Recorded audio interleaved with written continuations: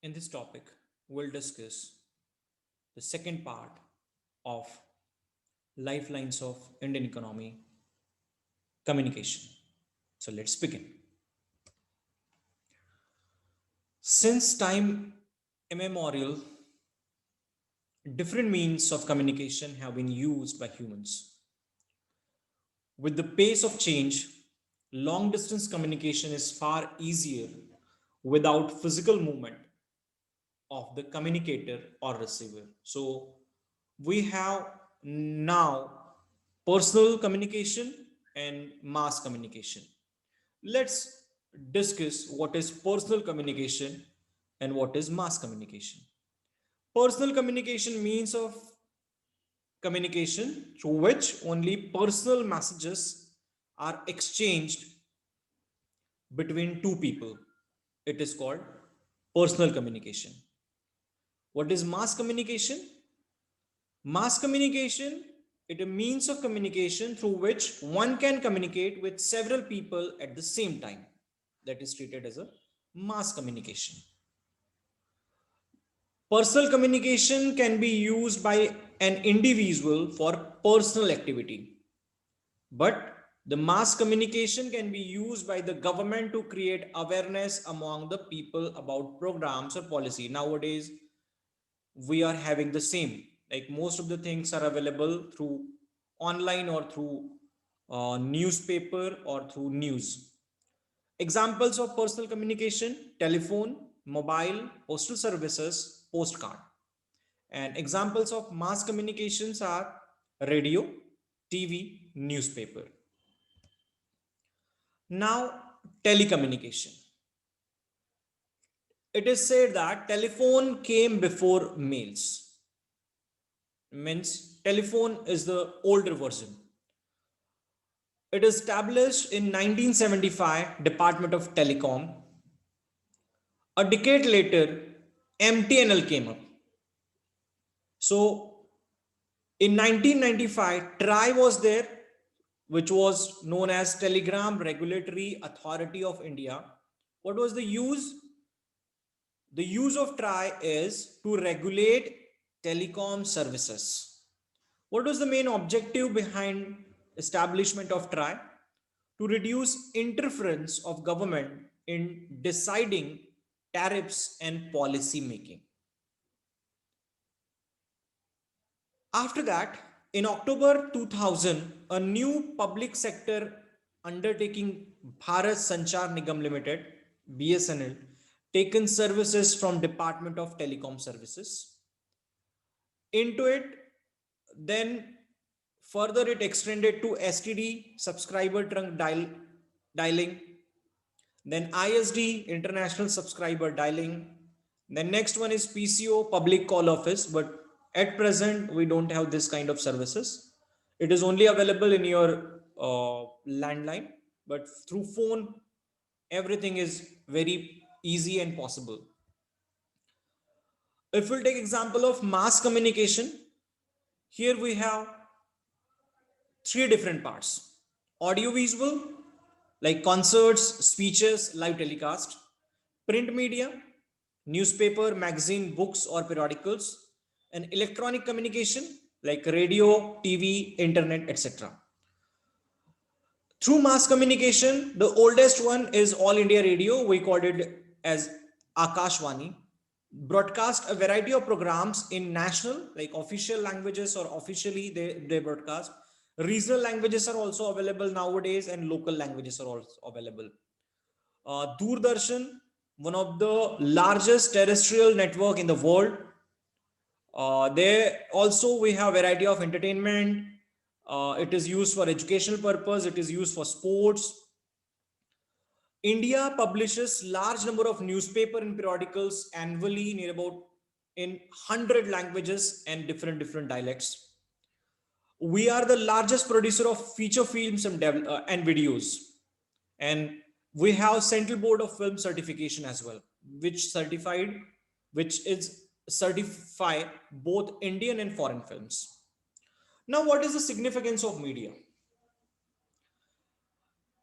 Into it, this is fast communication with masses in case of emergency. Means if we wish to send any message, so this is one of the best media to spread the news. More information through ads, vast area, social, economical, commercial development. It is used for spreading culture, it is used for entertainment. It is also the source of information like news. We got programs, we got different quiz. And this is one of the link between government and citizens, because through this we can share our opinion. Next part, it is about trade. So trade means the exchange of goods and services among people, states, countries is called trade. Here in market, the word is very essential in the trade. So market is the place where such exchanges take place. According to its classification, we have two types of trade: internal trade and international trade. So internal trade means domestic trade. Trade takes place in cities, towns, villages, or two or more states. And trade between two countries are called international trade. So advancement of international trade is an index to its economic prosperity. Means if our international trades are high, it means we are gradually going towards the developed nation. Next part, it is about tourism. So according to tourism, it is not only sightseeing, but tourism include sometime like for medical, for adventurous, for cultural, for business, or for education. Means it is not only for sightseeing, it include other aspects as well. What is the significance of tourism? Near about 6.7% GDP we got through tourism. Through tourism, we are getting foreign exchange. This industry gives us near about 15 million people employment in different sectors like transportation, through guides, travel agencies, catering business, hoteling, and different part. It is very useful for national integration. This also useful for cottage and handicraft industry. It is also useful and important for the globalization or foreign relation. This is the one which is boosting our hotel industry, and this is the one which actually used to infrastructural development. Means if we are developed our infrastructure, surely our tourism will increase. Apart from it, tourism industry is also connected with different factors, different sectors like monuments, wildlife sanctuaries. We have natural resources like forest, which was maintained to generate revenue.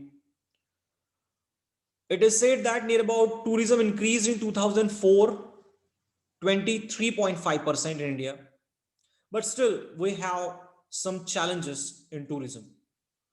Challenges are terrorism, the biggest threat for us. Due to this, it's not possible for us to increase our tourism. Means people are still threatening, they are still not dare to come to India only because of terrorism or terrorist attack. In inaccessible areas, most of the north in the eastern states are, they are still inaccessible. Underdeveloped areas means most of the tourist spots are not developed. So these are few challenges. Through this, we wish to give some suggestion like to increase tourism in India. Security. Every tourist wants security. If it is given to them, then surely our tourism sector will increase. Sanitation, clean and clear atmosphere, maintenance of natural and heritage preservation, efficient transportation, because transportation require everywhere. Promotion of ads means through advertisement, through ads we can promote our places. Better hospitality, and for better infrastructure means we require better infrastructure, we require better hospitality. I hope you understood the topic. Thank you. Thank you very much.